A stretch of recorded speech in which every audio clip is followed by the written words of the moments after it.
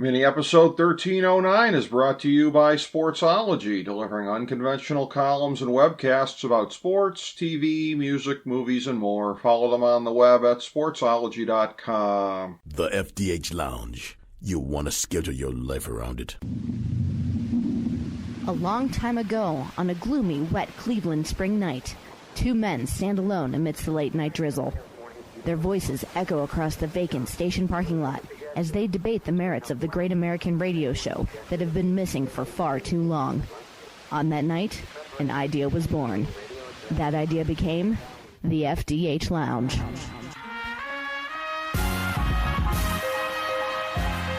Welcome to the FDH Lounge. Hello, everyone. Welcome to FDH Lounge mini episode 1309. This is FDH managing partner Rick Morris here. And we've got one of our favorite FDH Lounge dignitaries here with us today, FDH NBA analyst Ben Chu. The conversation we're going to have, we teased this when we were doing our NBA draft preview. This would be coming sometime ahead, and we decided to take this even a little bit earlier than when we teased it. We're going to be talking today about a subject that has been coming up, I think, increasingly on the show over the course of the last year, and that being this modern age of player development in the NBA and what we're seeing here. And it was really brought to sort of a crown in the conference finals this year when you had Miami and Denver, who are the two shining stars right now of player development in the NBA and of reaching that level the sort of atypical way without a highly drafted megastar that they've built the team around. Both of these teams, and it's ironic because that's how Miami made it to the finals 4 times in the early 2010s. It started with the base of Dwayne Wade, added, of course, LeBron James, Chris Bosh, and they did it. That was the sort of prototypical way of maybe you start building your big three from within, you recruit, you do what you got to do to get the other pieces in there. And that is still a leading way to do it in the league, based on the way that the Lakers won the championship this year with LeBron and Anthony Davis coming in from the outside. But we're seeing a model that gives hope to a lot of teams out there. Folks like myself, fans of the Cleveland Cavaliers, who did win a championship, again, the LeBron way, LeBron plus Kyrie plus Kevin Love on that model. But you know what? The Cavs are not going to be able to replicate that anytime soon. If it's going to be the Cavs, if it's going to be any other number of teams in the league, they're going to have to embrace the model that we're going to be talking about today and breaking it down. And I just have to say, after the last several months of content on this show here, the way that the news cycle sort of compressed everything together with all of the sports content that we've had to do sort of all at once and the elections and everything else dictated by the news cycle, I go back to a segment we did a couple months ago with Barbara Boland of the American Conservative talking foreign policy. And it's nice to be able to do segments on the show where we can just take a segment independent of the news cycle, break it down, analyze it. We haven't had enough room to do something like this recently, and I've really been looking forward to it. And again, my good friend Ben Chu, I always look forward to the conversations with him on and off air. So, Ben, having set it up, I think we're going to have a really, really excellent conversation today, getting into our thoughts on player development in the league and why this is a golden age that we are seeing. Right, and I think it's going to be a fun thing to break down too. And as usual, my residual check is still not clear. There'll be more coming back. It's just like player development, Rick. Every time I come back, there's a big check coming. That's right. That's right. Just keep putting it on the tab. I will gladly pay you Tuesday for a conversation today. And this is something we've been kicking around for quite a while, and we sort of got into a little bit of thought off air here, just kind of setting this up a second ago, and I would kind of lay it out. To me, the sort of before and after period in the NBA, ironically, just 2 years short of the 50-year period. You had the NBA at 50, very memorable for me when the All-Star game came to Cleveland in '97, the 50 greatest players of the NBA. Through the first 48 years, I don't know that we saw that many differentials here as far as player development scouting. There were obviously those who did it more effectively and efficiently, and you think of Red Auerbach, Jerry West. There were ones who did it better than the other general managers out there. But to me, 95 is the big break in the system here. It was when the high school players started being allowed to come into the draft, KG going at number 5 to Minnesota very memorably. And I think the beginning of the era that we're talking about now, as far as how teams have had to make big adjustments in player developments, I think it goes back exactly 25 years to this date in 2020. Right, and I think that's what how that class was in those mid-90s draft guys. It behooved to talk about the whole entire high school movement if we didn't mention Kobe Bryant, guys like, it was a weirder time because the league was more focused, starting to get a little bit more focused on European players and these high school kids who essentially we saw the higher trajectory of them go up. Tracy McGrady was another notable name there too. It's an interesting timeline in the 90s because we still were in the dynasty of the Bulls, and they were just getting ready for the San Antonio dynasty to just sort of supplant them at the end of that. But the real question I think during that timeline was the old way of doing it, how you were team building, was you were trying to acquire superstars, you were trying to get the top tier talent. And for a lot of teams, they realized that, well, we're not going to get those guys necessarily. At the time in the Eastern Conference, obviously the Bulls were the big thing, and then Orlando grew, Penny Hardaway and Shaquille O'Neal.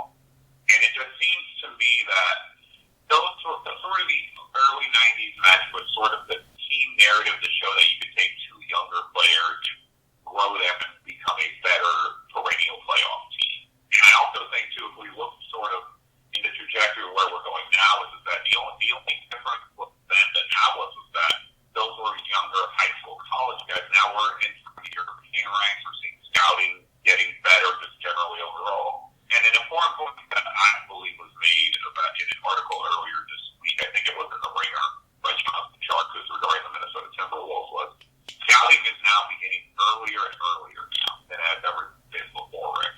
So a lot of these GMs and scouts have the premier analysis of the high school ranks now, and they follow these guys as they're coming out through that. That's a very good point. And as somebody who researched very, very thoroughly LeBron James's career coming into the NBA in 2003, living in the market, Cleveland, that he came into and played that year, and following the entire story, I remember writing at the time about that he is somebody where it was about as close, by 2003 standards, it was about as close as you could come to the Truman Show, basically. I mean, the kid hadn't been chronicled literally since he was born, but the way that he had come up through the ranks, his high school career, I was at the game in 2002 at the Convocation Center where in Cleveland, the first ever high school game on ESPN2 where his team played, Oak Ridge Academy, or Oak Hill Academy, and it was a really unique kind of phenomenon at the time that LeBron was sort of the first guy who had been in this gilded cage coming up of where he had just been profiled to such a degree, covered to such a degree.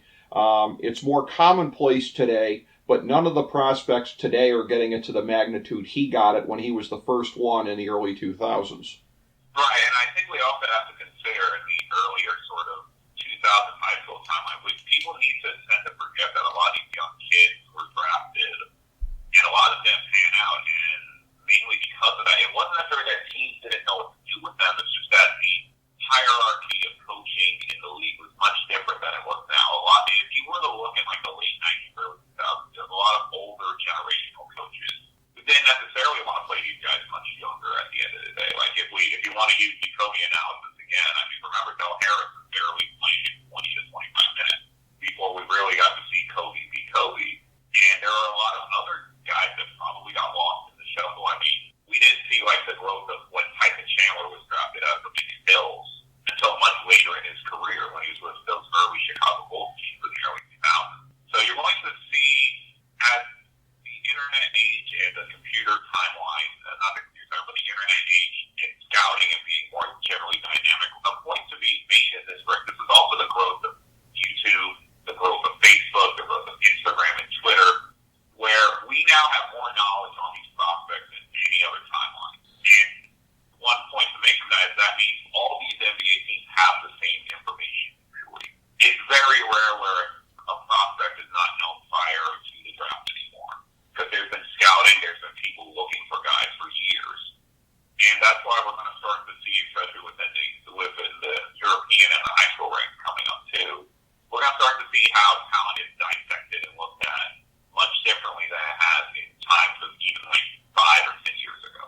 That's right. And there's a name that you mentioned a few minutes ago here. I was going to mention it if you didn't, Kobe Bryant, who went, of course, 13th in the draft in 96. The incomparable Jerry West making sure to target him in a trade with Charlotte and get him into the Lakers jersey. And the rest was history, basically, as far as it goes, because that was a thing where it was an upside pick that Jerry West was making there. And again, that's generally what especially the top part of the draft is traditionally about. And that's what led to being very adventurous on taking these high school kids and spending these picks. More often than not, it would go poorly.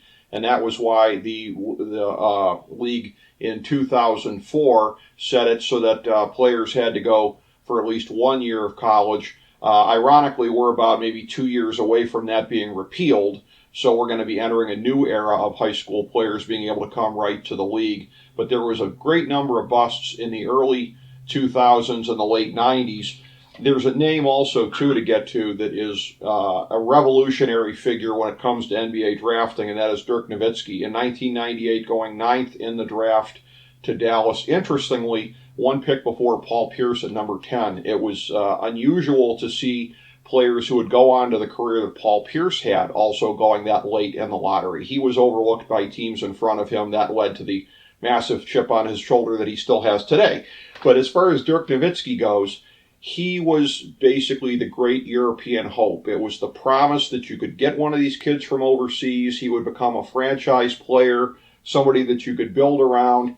And it led to some really interesting swings, and in a lot of cases, swings and misses over the next couple of years. Now, Pau Gasol going number 3 overall in 2001, he's turned out to have an outstanding career. Yao Ming, 2002, if he hadn't gotten hurt, he would have been a slam dunk player as one of the best talents of the 2000s in the NBA. Still had a very good career for as long as he was around. But then it kind of started to sour. 2003, Darko Milicic going number 2 overall to Detroit, infamously. And you had a lot of high-profile swings and misses with Euros for the next decade plus. Andrea Bargnani, number 1 overall in 2006 to Toronto. That didn't go well. And there was a period of time going into, I would say it was the early 2010s, where I was very leery of advocating anybody taking a Euro at the top of the first round because it had been such a long drought in terms of any of them panning out at a high level. This chasing of the next Dirk, not necessarily at that position, but you know what I mean, a franchise player. It took so long after Dirk to where we could start getting top caliber players from overseas again. Right, and I think, and obviously if you're leading into that, the current big name around the block is Luka Doncic in Dallas. And I think we're seeing now more teams. It's kind of, use this analogy before, it's very similar to initial price offerings in the stock market, Rick. Mm-hmm. You're seeing a lot of early speculation in these early 2000s on high school guys and these European players. Because there was that period of time, Rick, in the mid-90s after the 96 draft that a couple of these draft classes, I would think 97, 98, 99, 2000, all solid drafts, but there were some high-profile misses in those drafts. And I think you started to see teams going maybe for the more sure-ready products of some of the college guys, but then also not being able to get those big, those home run hits, essentially, at that same exact timeline. But I think because of what San Antonio built under Sean Marks and RC Buford, it seems to me that when they were able to get guys like Tony Parker, Manu Ginobili in the draft in late rounds, that European scouting really started to get worked on a little bit. Now, other teams were targeting those guys, but I think the real question at that point was, well, there were so many high-profile European players that didn't do well earlier on, so why are you wasting your time? And then you're starting to see the growth of the European game and the NBA game being very simply meshed. Before the late 90s, going into the early 2000s, there was a lot of isolation basketball. And overseas, in Europe, there was a lot more team basketball, ball. We're seeing the transition now. And you could say, arguably, those teams of like the early 04 with the Phoenix Suns, the 76ers West, those mid, like Ray Allen Sonics teams where you're having guys shoot threes at a constant baseline allowed for these European guys to have an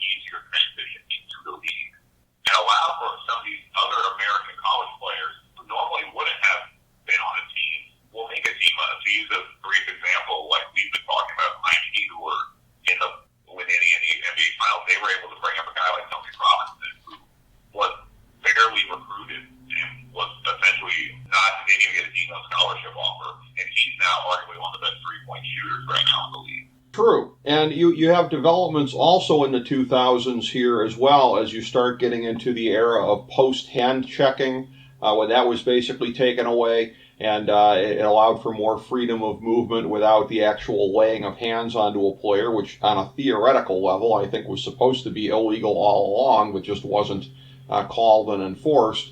Simultaneously, more or less, in that timeline, the legalization of zone defenses. And you wouldn't be getting whistles out on the floor for that kind of thing. I'm old enough to remember as a tiny little kid going to the Richfield Coliseum and having the ball whistled dead for a team playing an illegal defense, and you weren't seeing that anymore either. So that the game was going through its own changes here as the league was trying, I think, as leagues often do, as the NFL has done over a period of time, MLB, things to try to juice it up from an aesthetic standpoint.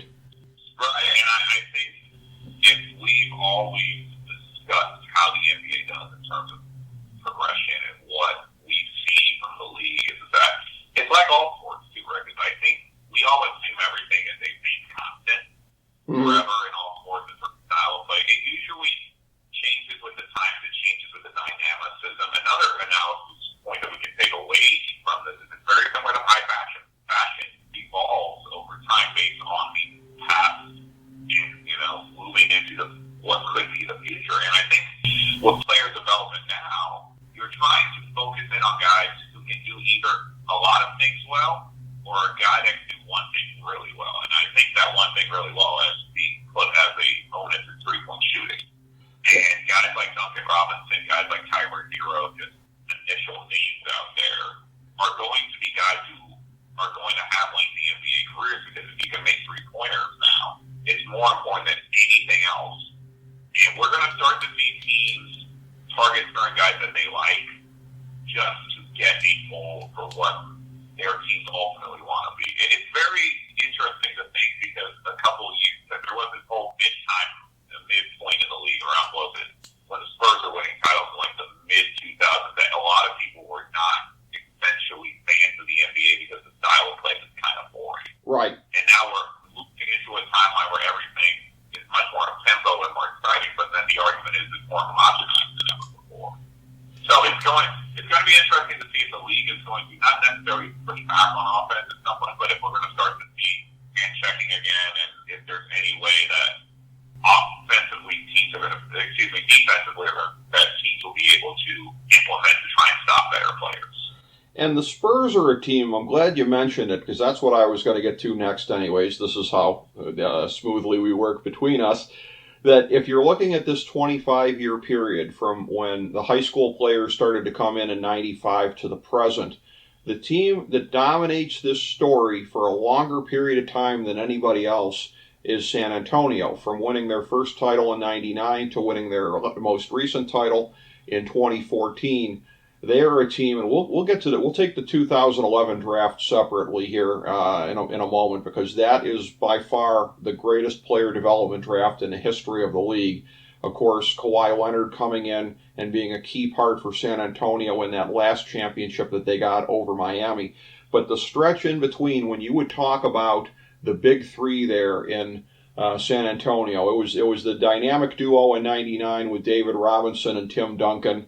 But then from there on in, the big three, as it would come to be described, Tony Parker, Manu Ginobili, the international players who came in, who rose to such a high level in the Popovich system that was there. It was something that, again, particularly in terms of them being international players coming in and contributing at that level, it was unprecedented. These guys were picks lower in the draft. For them to rise up to that level and be able to meet Duncan at that level, pretty much unprecedented as well, right down to the last championship that they won in 2014. Really, Tim Duncan wasn't the best player on that team anymore. I don't know who you would have said it was, maybe Tony Parker at that point, but it was Duncan's career starting to wind down. For those guys to come in, and they're the most notable pieces since then. But really, since then, San Antonio's continued to plug players in, not always international players, but frequently. What Popovich has done there, it stands out to me as the greatest prolonged example of great player development in the history of the league. Yeah, and I think the credit goes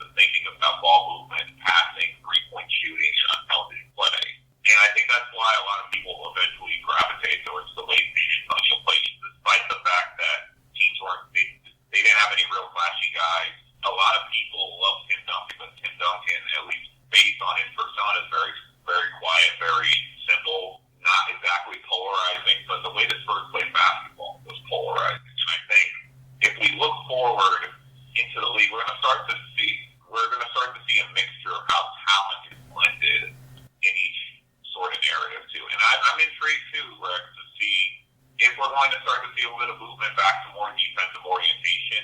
If we saw in this draft in 2020, we saw two guys, Patrick Williams go to Chicago and Isaac Okoro go to the Cavaliers, who are mainly sort of defensive flex players. Yeah. And I'm intrigued to see if teams are going to start to focus on those guys more now, because they're trying to stop guys like LeBron and Luka and all these other big body guys. Or if this is one of those anomaly years where the talent, the draft class, wasn't as good as people thought it was. Well, and that's going to be the interesting story over the long haul. And I will say again, the Cavs taking Okoro at 5 is a sore spot to me.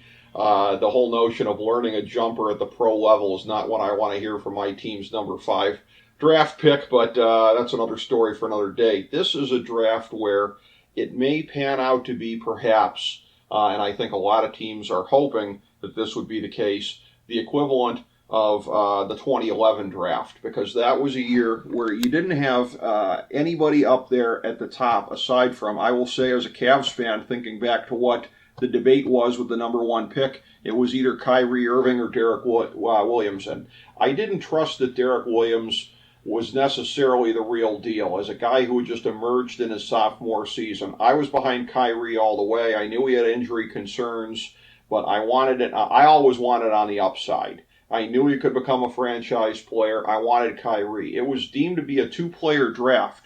And you look at that subsequently, and this is leaving aside players that went on to become excellent role players, like Tristan Thompson at 4, also to the Cavs, Jonas Valanciunas at 5 to Toronto, and some other really good players as well. Kemba Walker at 9 to Charlotte, but all-time players in this draft. Klay Thompson at 11 to Golden State. That's a guy that, and I looked at him as a really good shooter coming out of college, and I was like, that's a guy that, might perhaps in a peak season maybe make an all-star game. He'll be a really good shooter. I mean, little did I know what the upside for that was. Kawhi Leonard at 15, as was touched on earlier, again, an all-time player in his own right.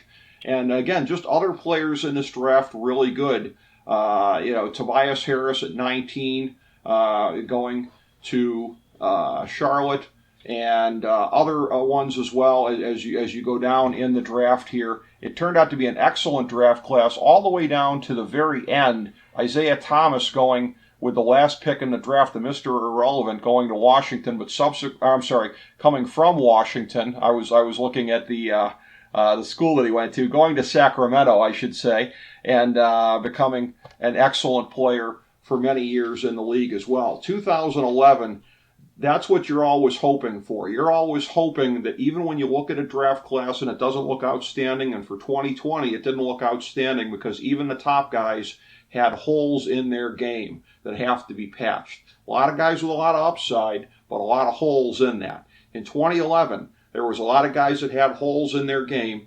Klay Thompson had to prove that he could be more than just a shooter. Quite frankly, Kawhi Leonard had to prove that he could shoot the ball at all. And on down the list it goes. And 2011, if we're going to say that San Antonio might be the greatest long-term program in the history of the league as far as player development, the greatest draft I've ever seen in terms of player development was 2011. Right. And I mean, if we're talking San Antonio, we talk about the guy that just got a huge contract for the one whoever stops the top of Burkham. Mm-hmm. He's also part of this. Yes. Number 42. Good call. And I mean, other names, if you just kind of, because I think we all kind of forget in terms of like 2011 and 20, just looking at it overall, there was a lot of names on this class that had a bunch of different, just had a huge impact in the league. Guys like Kenneth Faried, Nikola Mirotic, Reggie Jackson, Leon Bogdanovich. There's a lot of guys, and it was Subin to also mention this was also the Cup Class of Cameron Parsons this year. Yes. And because of that, we're starting to see how the league is sort of shaking down. And you'll start to see a lot of these guys who are going to be in the second round, who are going to make impacts on teams now, because teams are now given the ability with the two-way deals in the G League to just do things differently. That's right. And allow them to essentially grow, and unlike before, because it doesn't surprise me at all that with the growth of the G League over these last 8 to not 10 years, that teams are becoming better at having that relationship with the players because they have the coaching staff that can now work with those guys and send them ready-made talent to their team. Right now, only 2 teams, I believe, the Denver Nuggets and the Portland Trailblazers are the only 2 teams that do not have a G League affiliated team, and that will probably change in the next 3 or 4 years. It probably will. And as far as it goes with Denver, one of the things here, if we're looking at this period of time, because a name you mentioned before, Luka Doncic, if we look at sort of the connective tissue between Luka Doncic and going back to Dirk Nowitzki in 98 and the way that we've come full circle now on how you can trust some of the top European talent. Although, quite frankly, in 2019, if everybody felt they could have trusted the tape and the reports and whatever, then Luka would have gone number 1 overall. But the fact that he was able to go as high as number 3 showed that the trust had sort of been restored as far as players overseas, and 2 players that were very, very instrumental in that. In the 2013 draft class, which was universally reviled at the time, my Cleveland Cavaliers infamously taking Anthony Bennett number 1 overall because I'm guessing they threw a dart at a dartboard. You look at what happened there, and the Greek Freak ends up going in the draft number 15 to Milwaukee. And that was the thing where, again, they just took a flyer on him. This is a guy with a lot of athleticism. This is a guy we think we can develop. And I think if you gave them a lie detector test, they would probably admit that it was beyond even their wildest imagination at the time what he's become. A year later, in the 2nd round, the Joker goes to Denver with the 41st pick overall. 2013 and 2014, these things happen. It took a couple of years for Jokic to rise to that level as well. It got to basically the late 2010s when you had the Greek Freak becoming one of the top players in the league, Jokic not far behind on his heels. And by the time 2019 had rolled around, it was a thing where I think the bad taste of a lot of the European flops of the 2000s and early 2010s was sort of gone. And the people like me that were saying, I need to see some guys from overseas make it before I can believe that the scouting is solid enough to be able to project them as top guys. Luka Doncic coming in, he was basically, to me, the personification of the trust that was restored in the system of where, yes, we can trust our scouting reports, we can trust the film, we can bring these guys over here and make successes of them. Right, and I think the major issue is that after many sort of draft class in any sort of year, it's very easy to kind of look at it as a whole, because on average, if you look at every NBA draft since the inception, usually there's 3 to 4 talented drafts. If you just look at it just like that. And there's going to be years where you're going to have good talent and bad talent, and you have to find a way either to get the good talent on your side, or you're trying to find the perfect fit for your team, in my opinion, Rick. And the one thing that we know about the draft is that there can be major hits later on in it, but that doesn't necessarily mean that's the case. So regardless of where you're selecting, you have to find the best fit for your rotation, the best fit for your roster at the end of the day. And I think we sometimes, especially GMs, get caught up in the fact of we have to take the guy that fits us the best instead of the guy that might be more talented. And I think it's still an issue. We still talk about this. We just saw it this draft. We saw Tyrese Halliburton drop from a top 8 pick to 12.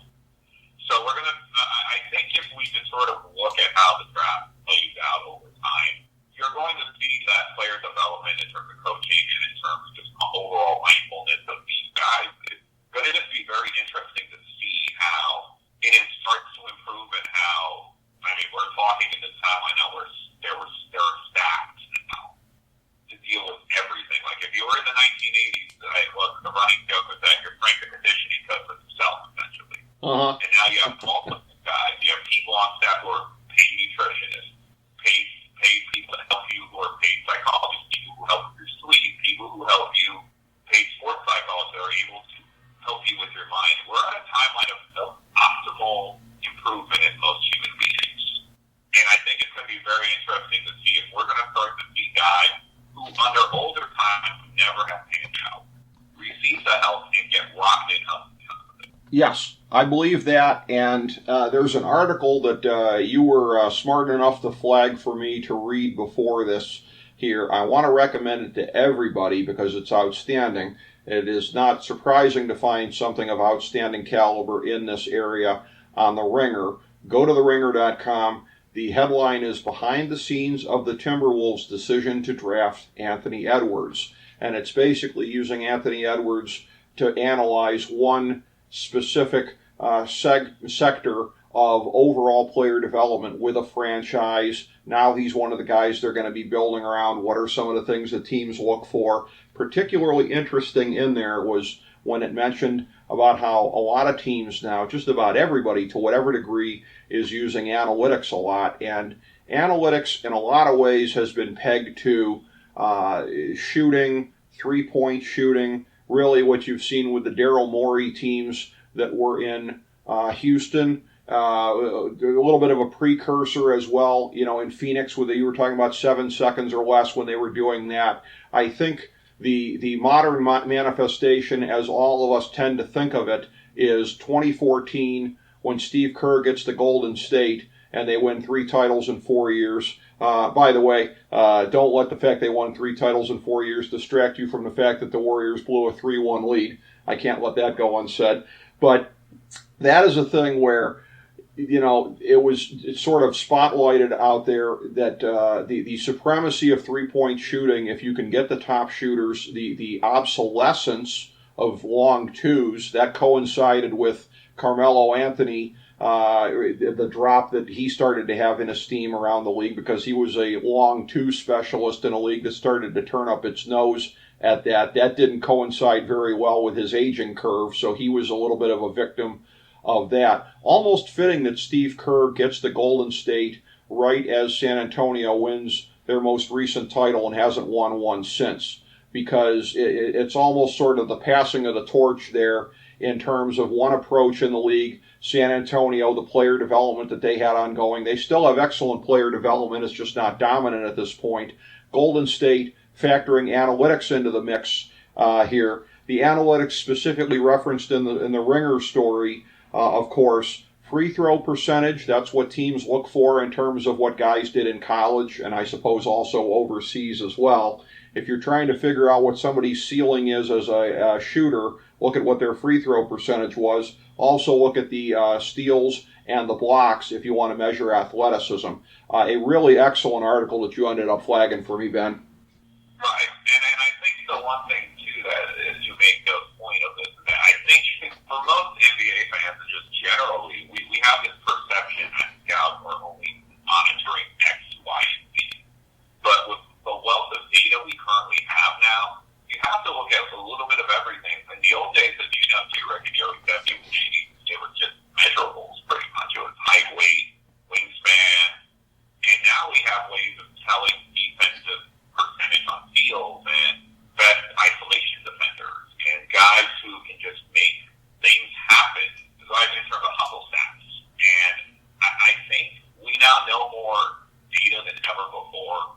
And it's interesting to see because there's going to be a time where, and it's just narrative, it's called data bias, essentially, where we might miss on guys who we thought data-wise were great, but on the eye test they're not going to be as good. That's right. That's still going to happen. It's going to be interesting to see from the different perspectives and how they get blended as we go along, because, again, there is the analytics toolbox. There is the traditional scouting, which still plays a role in this, and the best organizations find a blend of them. San Antonio, very famously, has done the sort of buffet approach of looking at a number of different factors in terms of ascertaining how a player is going to fit into their system. And really, Denver and Miami have done that as well. At the outset, I held them up as the best examples of today, having made it to the conference finals in both conferences there. In the case of Miami, actually making it to the NBA finals. And in Denver, a core there of you've got the Joker as a second-round pick, Murray, who was a fairly high draft pick, but in a relatively unheralded draft class, so that really didn't mean a whole lot. Michael Porter Jr., a player just outside of the lottery, I should say, albeit, again, he would have been a high lottery pick had there not been the injury questions. So Porter is not necessarily one of these player development stories because he is a star with pedigree in the classic sense. But still, Denver bringing these guys together and other players on this team to really form an excellent whole and one that looks like it's going to be one of the top teams in the West in the 2020s. For Miami, really almost kind of coming from nowhere this season. Jimmy Butler gets down there, and another guy here when you're talking about 2011 and some of the guys who really were able to emerge. Jimmy Butler is an excellent story in terms of what he was able to do. He actually went 30th, the last pick in the first round of the Chicago Bulls, but he found another level altogether when he got to Miami and becoming, I would think, in the minds of a lot of people, a consensus top 10 player in the league. And that's not something I think that could have been said about him previously. Certainly not as previously as the year before when Philadelphia flipped him to Miami when they thought that was their route to getting better. So Jimmy Butler taking steps forward in Miami, but particularly the young guys. You mentioned Tyler Hero before, Bam Adebayo, who, along with Jokic, this is now one of the interesting subsets to look at in terms of player development in the league, because Jokic, maybe the best passing center since Wilt, certainly one of the best of all time, and he's still relatively young in his career. Adebayo showing himself to be an excellent playmaker, and all of a sudden, in the last year, I've been reading about teams going after playmaker fives. This is a thing now of seeing how well guys can distribute from the pivot and open up the offense that way, unlock achievements for other players in that manner. So in that way, at least, Denver and Miami mirroring what's happening there in the programs with a specific type of player. Adebayo still has a little ways to go to match Jokic's offense, although, again, he may reach that point as well at the rate that he's growing.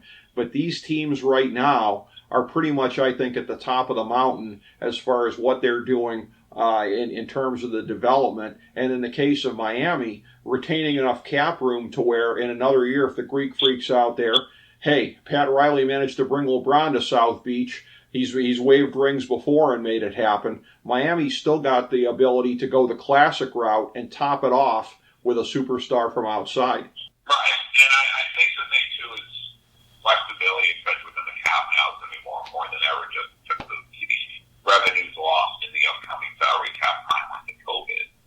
And just getting revenues back to normal throughout the league is going to be a 2 to 4 year process just to even get people back into the building of feeling safe and watching a basketball game again. And I think we have to note, too, that a lot of these GMs and a lot of these scouting departments are now more analytically driven than ever.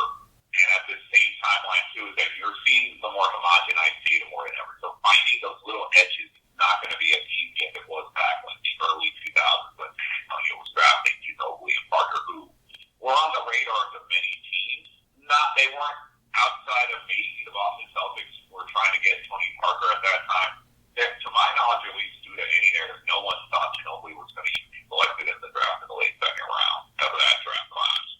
So it's just going to be a very interesting way to see a lot of these teams who are essentially middle market teams like Portland, teams like Denver, teams like the Utah Jazz, teams like the Orlando Magic and the Charlotte Hornets, who are going to have to find their way and find their guys. I mean, and again, Rick, to go back to one of your minor points before, we've seen the playmaking five, and the question for a lot of people prior to this was, how was the center position going to die out? Essentially, like we all thought, it's never going to truly die out. What it is saying, a homogenized mix now, you need the playmaking five now. And we thought, again, another notable name, Aneka Kazlu, the guy who center from USC who was drafted by the Atlanta Hawks this year, also very similar to Bam and Nikola Jokic mold.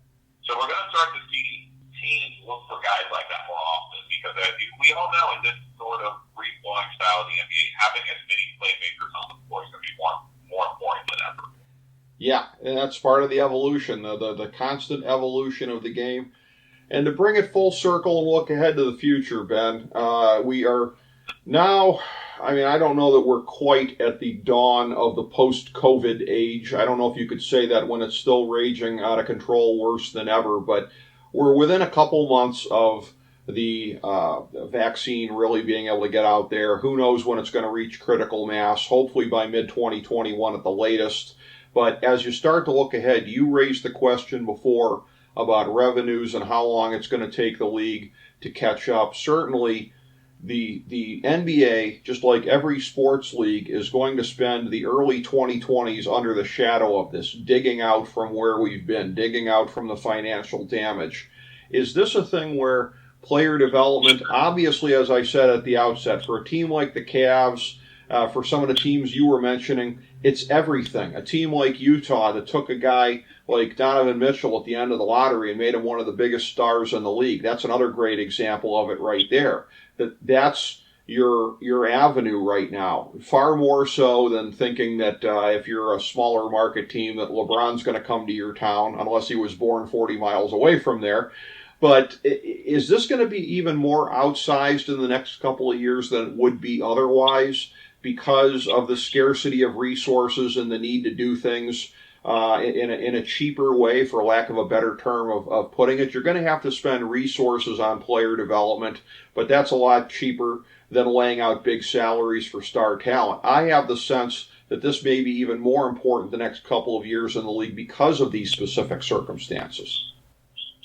Well, and I also say, too, Rick, that this is the first real COVID draft, the first real NBA draft that we had, that there was just so much information on players, and just the amount of time that GMs and scouts had to look at these guys. It's going to be interesting to see how many of these guys ultimately pan out or don't pan out. But if we're talking on a strictly player development form, it's going to be a lot more, because we have to also know that G League has not officially announced yet if they're going to play a full season this year. And it's going to be interesting because a lot of these sort of later round guys, undrafted guys like Alex Caruso and Duncan Robinson, were guys essentially who were feedered into the G League system and were allowed to get better over time. And for a lot of these younger players, they're going to get the coaching, but they might not get the amount of game experience that is needed to be successful at the NBA level. And it's going to be interesting to see how scouting, especially, is going to be different. The only benefit we can make the comparison to, Rick, is this is not the 1990s where the internet was still very slow and in dial-up form. So you're still going to have enough talent and ability to watch these guys more than ever. And I think if you focus on player development, we've seen it in-house, and we've seen a lot of these GMs who have now been successful. Denver's GM, like Casino, has moved to Chicago, and now he's their GM. You're going to start to see a lot of these guys who were built up in these systems of these highly successful teams moving around. Another great notable name is being a general manager in Detroit, Troy Weaver, who ended up picking Kelly. He's an overseas player.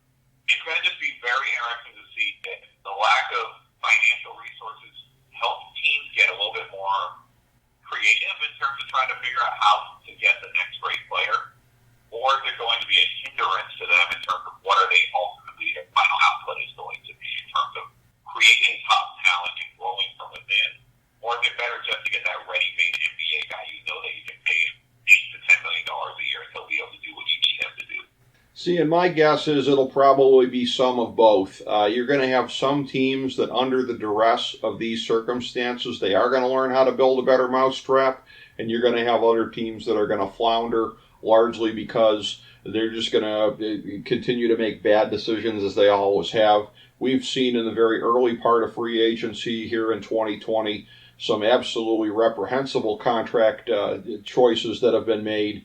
And the teams that are doing that are clearly not the teams that are poised to make improvements and learn and move ahead in this new, ever more challenging climate. But taking a look at it, again, this story of largely, I would say, the last 25 years, and predominantly as we moved along the last several years, the last 10 or 15 years, and how it shapes where we're at right now. Like I said at the outset, definitely a conversation I was looking forward to having.